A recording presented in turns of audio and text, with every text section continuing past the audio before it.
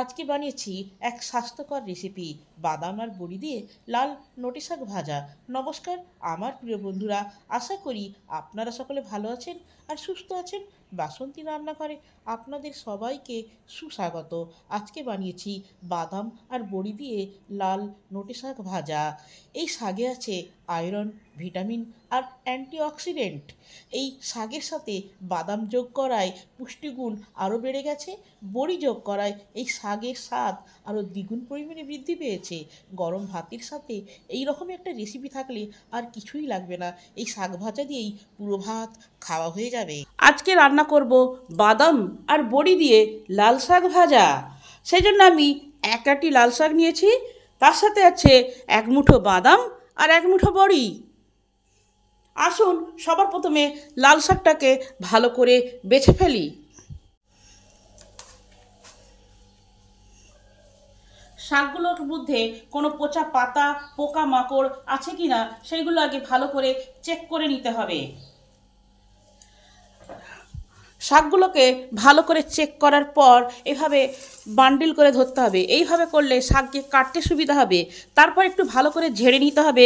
এর ভেতরেও যদি কোনো অদেখা পোকা থাকে সেগুলোও পালিয়ে যাবে, আর পচা পাতাও যদি রয়ে যায় সেগুলো ঝরে যাবে। এরপর শাকের গোড়াগুলোকে এভাবে কেটে ফেলে দিতে হবে।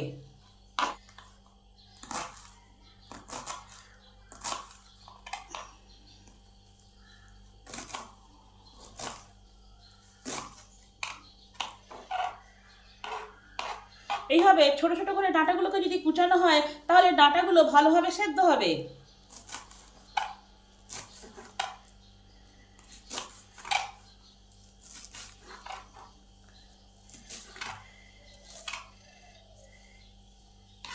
এইভাবে সব শাকগুলোকে বেছে নেব। প্যান গরম হলে প্রথমে বড়িগুলোকে ভেজে নেব।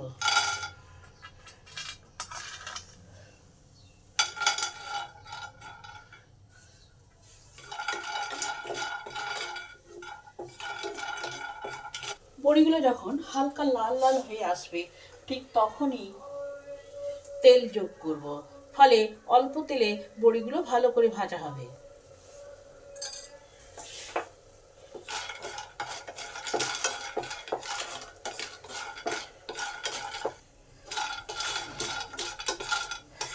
বড়িগুলো আমার সব ভাজা হয়ে গেছে, এবার নামিয়ে নিলাম। এবার বাদামগুলো ভেজে নেব।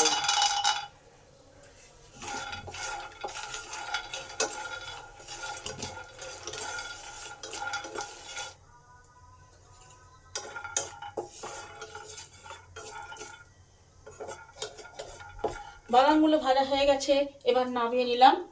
এবার পরিমাণ মতন তেল দিলাম,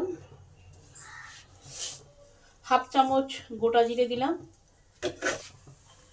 দুটো কাঁচা লঙ্কাকে কুচিয়ে দিয়ে দিলাম। এই জিরে আর লঙ্কাটাকে একটু ভালো করে ভেজে নেব।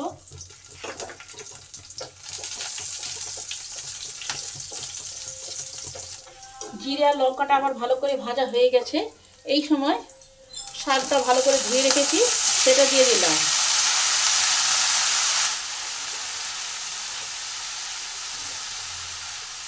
এতে আমি এখন সঙ্গে সঙ্গে নুন দেব না, এখন 5 মিনিট চাপা দিয়ে রেখি।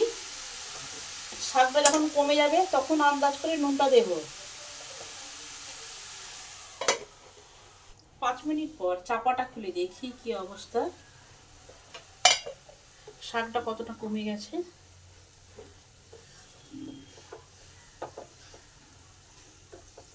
শাকে জলও বেরিয়েছে।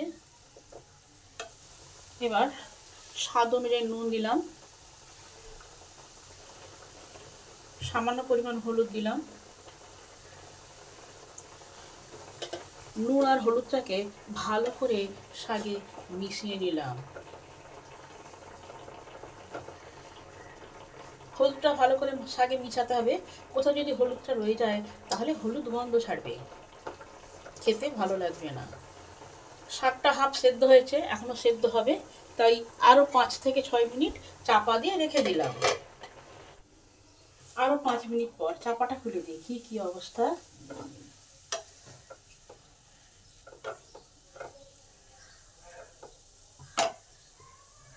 শাকগুলো একবারে সেদ্ধ হয়ে গেছে। এবার জলটাকে শুকনো করে নেব।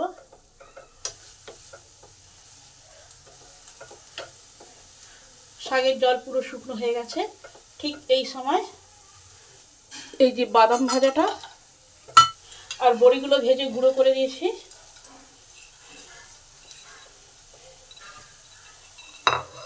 এই বাদাম আর বড়িটা ভালো করে শাকের সাথে মিশিয়ে নেব।